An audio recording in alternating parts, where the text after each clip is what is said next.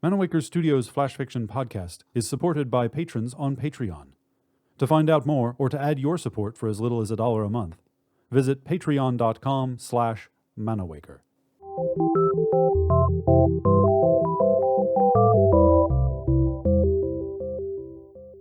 Welcome to Manawaker Studios Flash Fiction podcast. I'm C.B. Droege. This week, the shortened setlist of Mr. Groovy Tunes by Bill Cole. Opening song, Frog Legs and Rabbit Feet.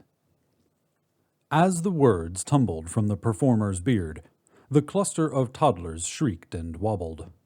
Kyle Harrington was moving differently than the other boys and girls. While their bodies tended to bob vertically as if riding pogo sticks, Kyle stood in one place, his arms flailing in jagged motions. I don't know. The festivities were taking place in the party room at the Greenville YMCA as a line of moms, dotted with the occasional dad, looked on. They loomed toward the back, distinct but tangential, like the black keys on a piano. Beneath their visible exhaustion, they were grateful for the temporary respite. In between pinched conversations with each other, the moms tended to sneak leers at the man entertaining their children. Too Few Shoes Blues. The rest of the youngsters adjusted their movements to the slower tempo, as Kyle Harrington's arms continued whipping the air like he was keeping time with a lawnmower. The others had steadily drifted from Kyle Harrington. Mr. Groovy Tunes kept glancing at Kyle Harrington. Sheila kept glancing at Mr. Groovy Tunes. Sheila's young daughter kept right on twirling and giggling. Land of Milk and Animal Crackers.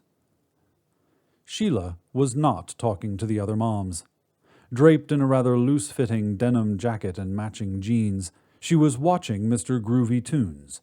The way his folded knuckles lithely hopped around the neck of his guitar as his baritone lifted through the room. Sheila had always wanted to date someone involved in the music industry. To have a song written about her in which she was likened to a phase of the moon, or a theme park ride, or an artisan-baked good, would be a dream realized. Mr. Groovy Tunes was tall, with broad shoulders, and his woolly beard and flannel shirt gave him the look of a lumberjack. The children were swaying like tiny trees losing their balance. People versus plants. Kyle Harrington's head was twisting from one side to the other. Clumps of his golden hair flapped along with the tag on his inside-out shirt and his wagging tongue, loose coordinates of a mad triangle. He was grunting with equal parts enthusiasm and agitation. Mr. Groovy Tunes was looking at him with concern. He appeared on the verge of stopping his songs to address Kyle Harrington's erratic conduct, but he tentatively kept playing as the other youngsters frolicked obliviously to the music. The Mirror That Wanted to Be a Window. Aborted. I want you all to have fun here, of course. Let's just remember to be safe with our fun, Mr. Groovy Tunes announced to his clamoring young audience. He started playing the chords to the next song. Sheila's eyes followed his fingers as they pushed against the strings. She could only fathom what a sensitive artist type might offer as a treatment for loneliness. Suddenly, Kyle Harrington darted into the middle of the crowd of toddlers and threw a forearm into the throat of another boy who fell to the ground in tears. Mr. Groovy Tunes abruptly stopped playing, put down his guitar, and sprang to the stricken boy whose mom was already there stroking his head. The guitar, propped at too steep an angle, caused the microphone stand which it was leaning on to topple forward, clipping a little girl nearby on the side of the head. The force of the blow was substantial enough to send the girl barreling into two other children, who on their descent knocked over a third child. There were now a total of 5 preschoolers on the ground wailing. Their parents rushed to their aid. Mr. Groovy Tunes made his rounds, setting up a makeshift triage for the injured children. Sheila felt something like jealousy that her kid wasn't one of them. Kyle Harrington's mother had grabbed her son by the shirt and was screaming at him in a corner, prompting him to wildly sob. As the other parents converged on their unharmed children, Wanting to ensure the sudden violence wasn't overly upsetting, Sheila sought out her daughter to convince her to have Mr. Groovy Tunes play at her upcoming birthday party. This has been the shortened setlist of Mr. Groovy Tunes, written by Bill Cole.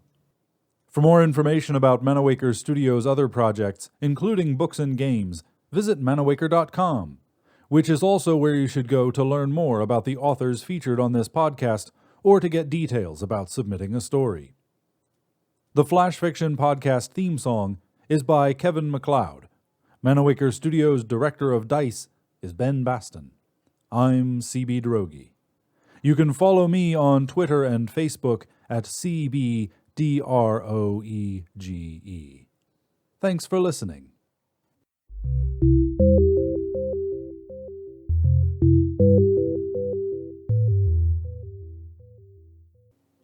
On the next installment of Manawaker Studios' Flash Fiction Podcast, it's a song her mother taught her. She wants to teach it, too. She'll tell you so when you arrive. She'll say, "Don't you want something of your own?"